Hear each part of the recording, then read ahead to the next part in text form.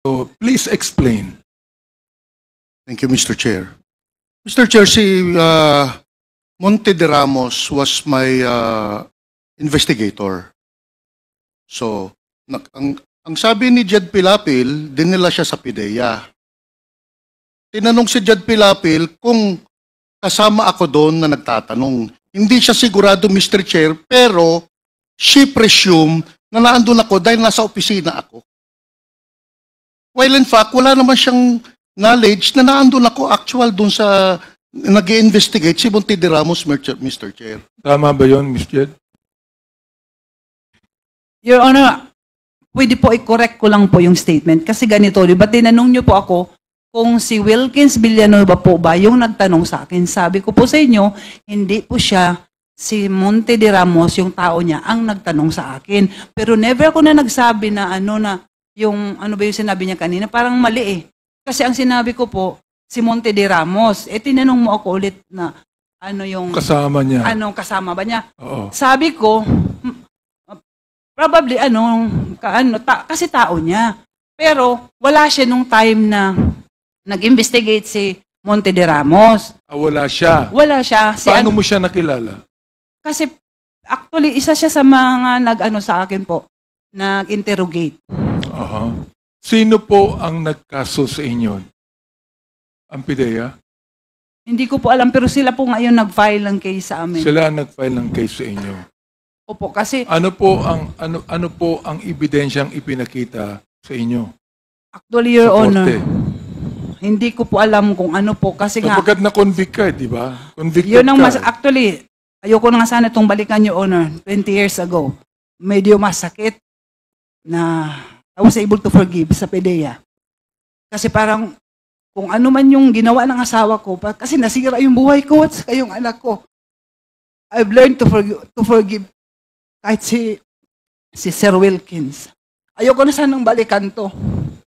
Sa totoo lang kasi, masakit yung ginawa nila.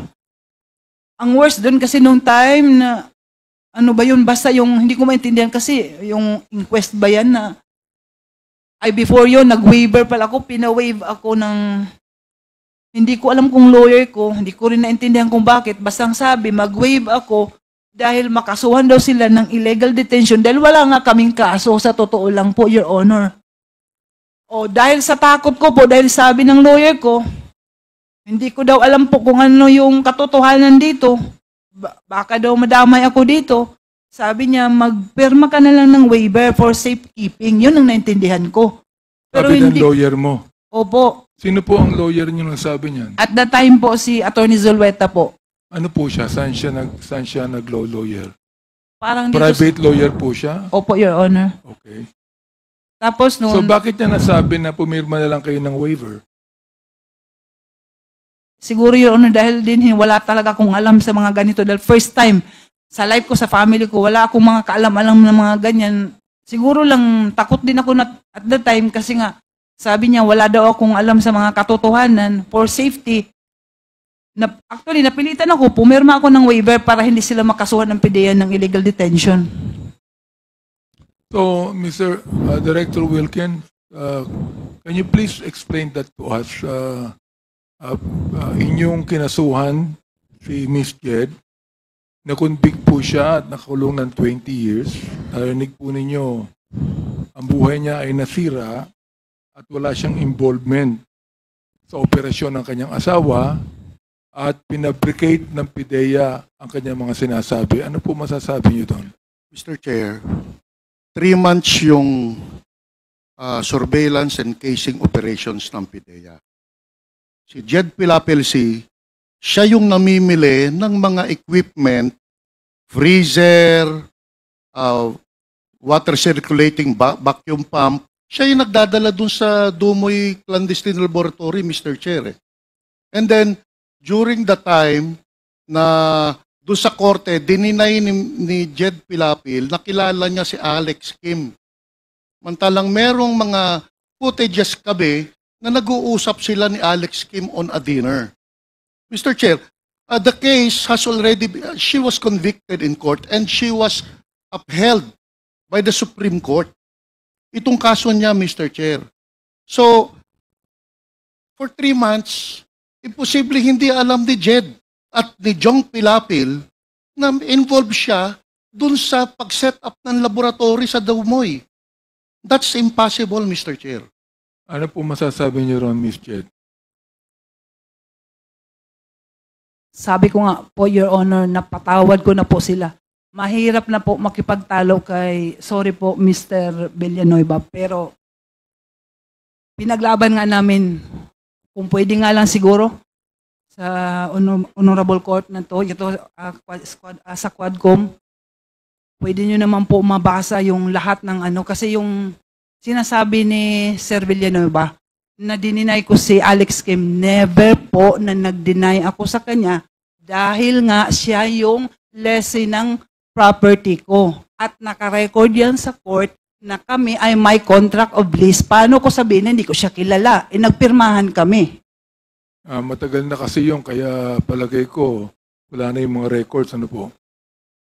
Palagay ko po, Your Honor, hindi ko na po kayo alam. makakuha ng record para malaman po natin kung talagang sinabi niyo hindi niyo kilala si Alex Kim. Pwede po, Your Honor. Di ba archive siguro yan? Pero ewan ko lang kasi 20 years ago, parang kahit nga ako yung ibang events, hindi ko na alam po. Mr. Chair, ano bang magagawa natin dito? Yes. Kung halimbawa, kung makita natin na talagang totoo ang sinasabi ni Mr. Wilkins o totoo yung sinasabi ni Ms. Jen. Tama po ba na of course, again, you will not remember the exact date, but dito, tandaan ni Jane, noong January 4, 2005, inimbitahan niyo daw si Jane, si Jed, at saka sa opisina niyo. Hindi ko ma-remember yung Oh, date. yung date. Pero, Basta but you confirm. siya. But you confirm. Na ininbitahan siya Oh, sa yeah. office. I don't know the date, Mr. Chair. Okay. Now, second, is it correct na nag-sign siya ng waiver? I don't know, Mr. Chair. Why? Hindi para sa akin yung Mr. Chair. I have my investigator. No, but you're the head. Hindi na usually Sir Wilkins. Maglulukuhan ba tayo dito? no, Mr. Chair. Kasi sa akin, Mr. Chair. Project mo yun. Yes, Mr. Oh, Chair. ngayon, kinuha niyo yung subject, yung supposedly suspect, without a warrant. Di ba tama? Without a warrant? Their invitation? Yes, Mr. Chair. O now, para hindi kayo makasuhan, nag-waive siya. Pumirma ng waiver, tama? Hindi ko alam, Mr. Chair, kung nag-waiver siya because my investigator, sila yun, Mr. Chair eh. Usually, Mr. Chair, pag head Mr. ka ng office, Mr. Wilkins, ikaw yung head of office, napakalaking project, tapos hindi mo alam, tapos hinayaan mo yung mga tao mo na papirmahin yung subject or yung suspect for a waiver? Mr. Chair, as head of office, ang in charge dyan is investigator. I delegate the job sa investigator. Anyway, Mr. Chair, may lawyer sila, Mr. Chair eh. But in that case, Mr. Wilkins, are you not liable if ever there will be a violation of the rights of because you're just the head and there is an investigator? Ito, theoretical lang. Mr. Are Chair, you not liable? Theoretical hindi ko sinasabi na he has all the basis of his overclaim. usually, Mr. Chair, sa... Hindi nga. At tinatanong ko, theoretical. Hypothetical. Theoretical. Are you liable or not? No, Mr. Chair. Why? Dahil hindi naman... But you are the head of Yes, Mr. the office. Yes, If- Mr. Chair. If illegal activity or whatever violation of law under your office, as the head of office, you are liable, especially in this case.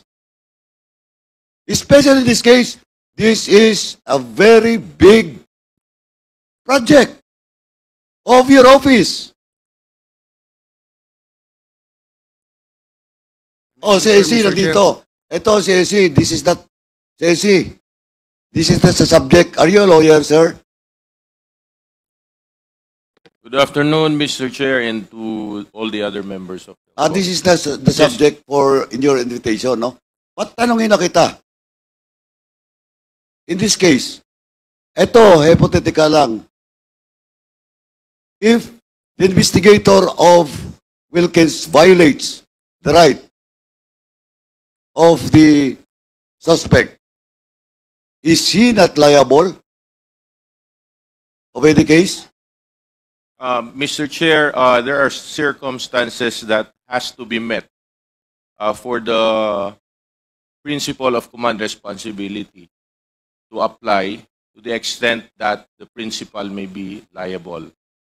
Because, Mr. Chair, as explained by former Executive Director General Villanueva, he mentioned that he delegated the conduct of, if I heard him correctly, the conduct of that operation to his investigation. No, that is not the conduct of So- the operation, the conduct of the investigation, Conduct of the interrogation, Mr. Chair. of the interrogation.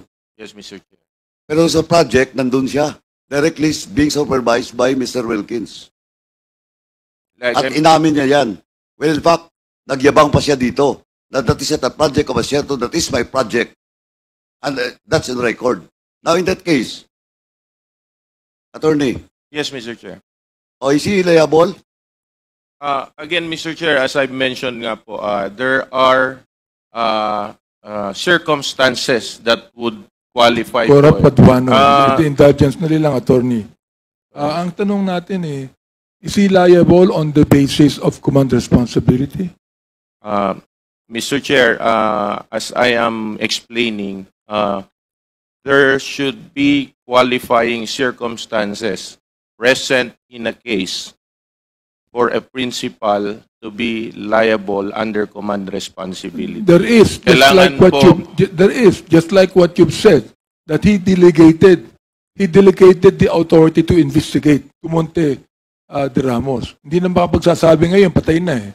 Palagay ko, namatay siya dahil dyan eh. Mr. Chair, Pangalawa, walang arrest warrant. Is that a violation too?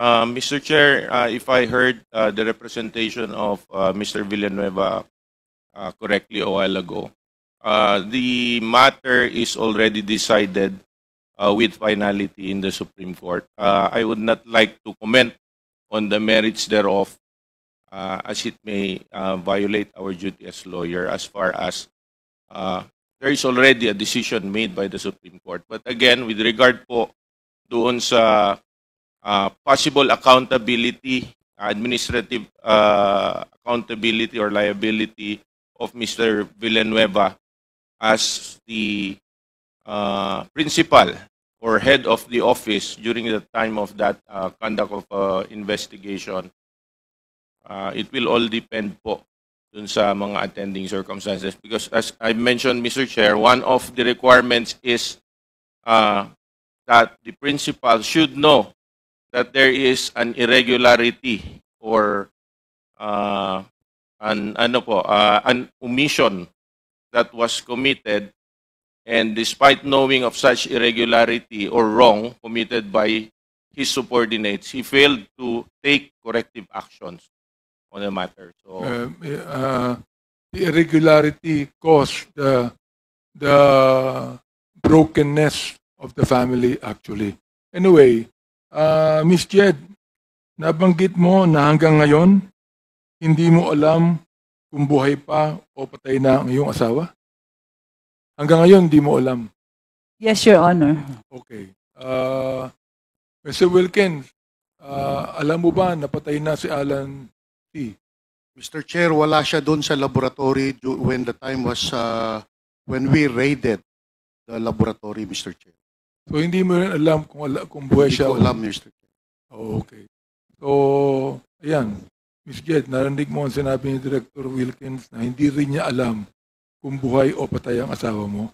Opo, Your Honor. Actually, kung pwede pa akong magsalita, sabi ko nga, sa 20 years, I was able to accept na God has a purpose. Kung buhay man si Alan C. or patay, gusto ko na sana matahimik na po ito, Your Honor. Kasi nagsuffer na po ako ng 20 years, yung anak ko. Di ba kanina sabi nga ng ma-decided na may finality na po yung kaso namin. Wala na akong magawa eh. Pero siguro tama yung sinasabi sa Bible na Proverbs 13:23 na for lack of justice there is waste. By waste talaga. Kasi yung buhay namin ng kami, magkapatid. Supposedly, hindi kami nagpapagasto sa gobyerno. Sa pagkain, sa rasyon, sa kulungan. Siguro mas productive ko pag nasa labas. Pero sa nangyari, anyway, sabi ko nga, wala na kami magawa. Tapos na eh. 20 years, hindi ganun kadali. Pero with God's grace po, He has a purpose at naging makabuluhan ang buhay ko sa kulungan. At yun ang pinapapasalamat ko. Sana po, bigyan na po ng peace ito kasi parang useless din, Your Honor. Dahil hindi na po maibabalik lahat ng na-damage sa buhay ko. Salamat po sa inyong attitude. Ilan taon pa po kayo sa kulungan? Ano? Ilan taon pa po kayo sa kulungan? Nakawala na ba kayo o ano ba? Ang status nyo ngayon?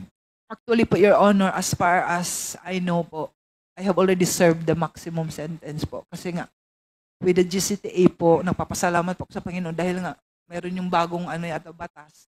I was able to avail ng GCTA. So from jail, sa tulong ni God, I was able to maintain yung good attitude ko sa jail until sa correctional. And I am even the trustee mula sa jail hanggang sa correctional. At ito ay pinapasalamatan ko dahil it's a privilege. Privilege lang po ito.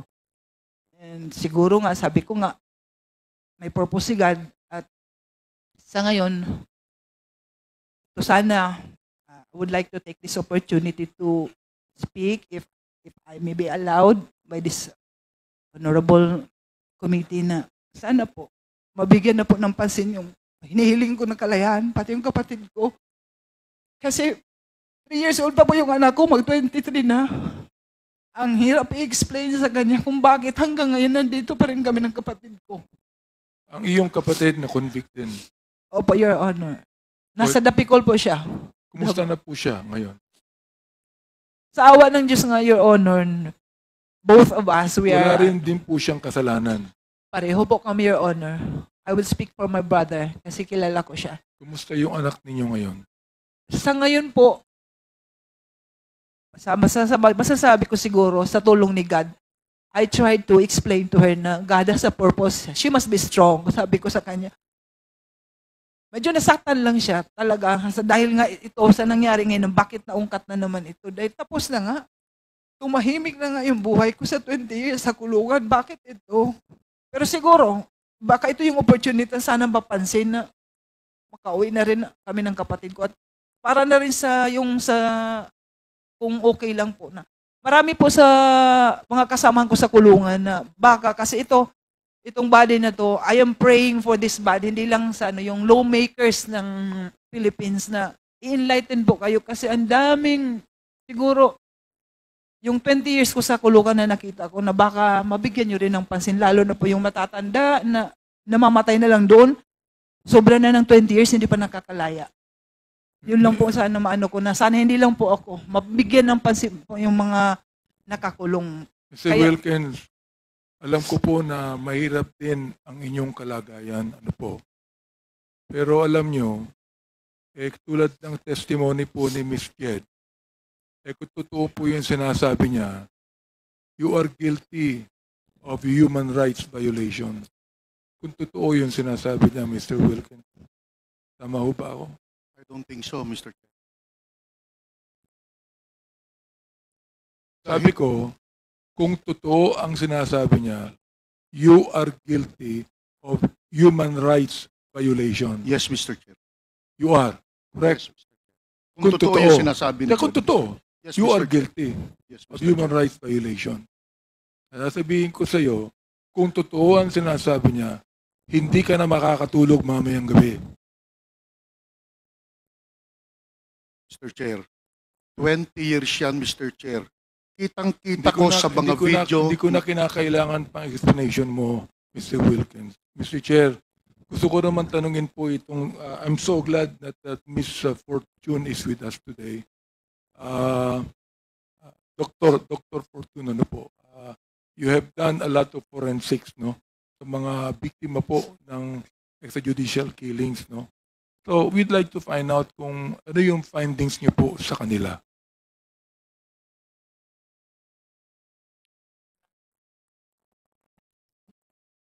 Good afternoon, Your Honors, Mr. Chair. I have been in practice in the Philippines as a forensic pathologist for almost 30 years.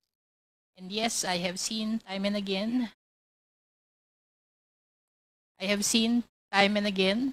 these so-called victims of extrajudicial killings.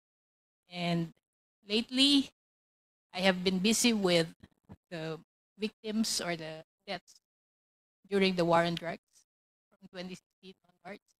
I have seen some autopsies, and I am now in the process of examining skeletal remains as well.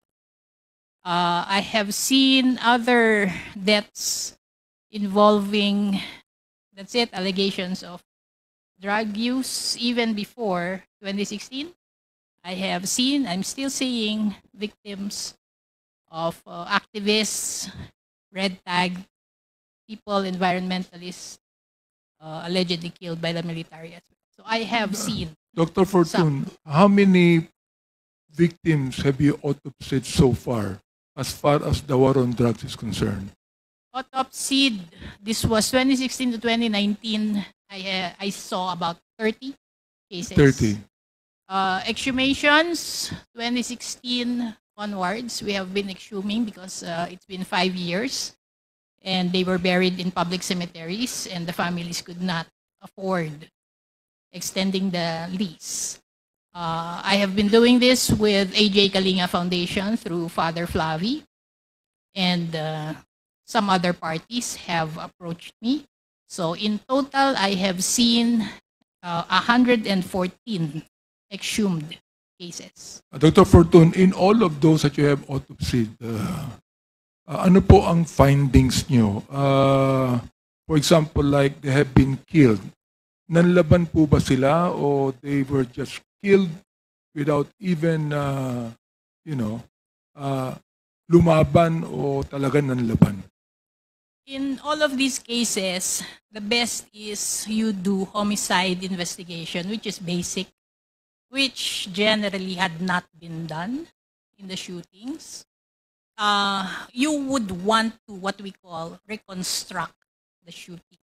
What is the body saying, the victim, the dead victim, the other evidence, the scene, versus, as you say, what are the allegations of those who are living, those who did the killing.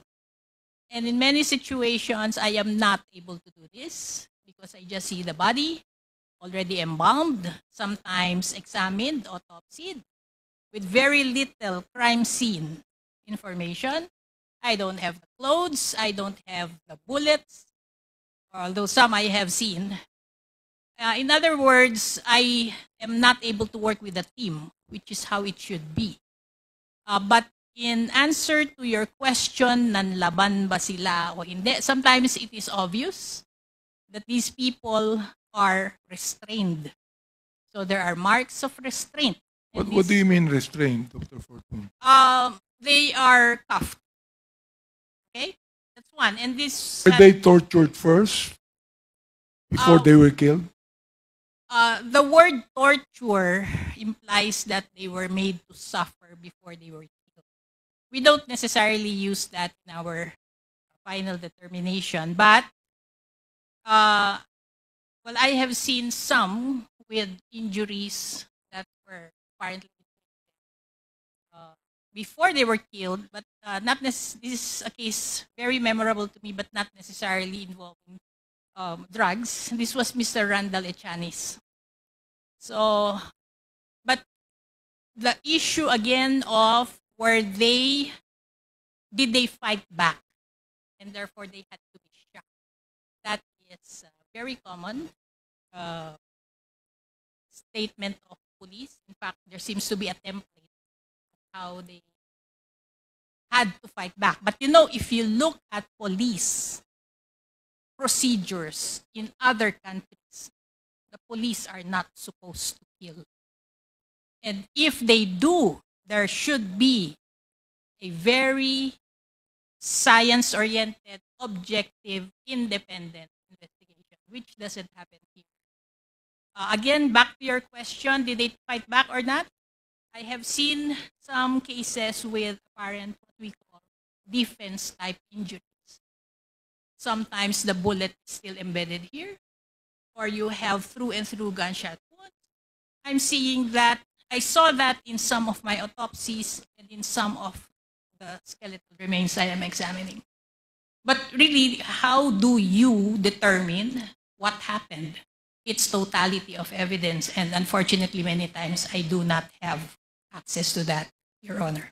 Thank you very much, Senator Fortune. I think that, Mr. Chair, the others would have some questions. Thank you very much. Thank you, Chairman Abante. DSJJ would like to ask questions, and then we follow the list. First to interpolate is Congressman Rog Gutierrez. So before Congressman Gutierrez, DSJJ Suarez, you are recognized. With the indulgence of Congressman Gutierrez,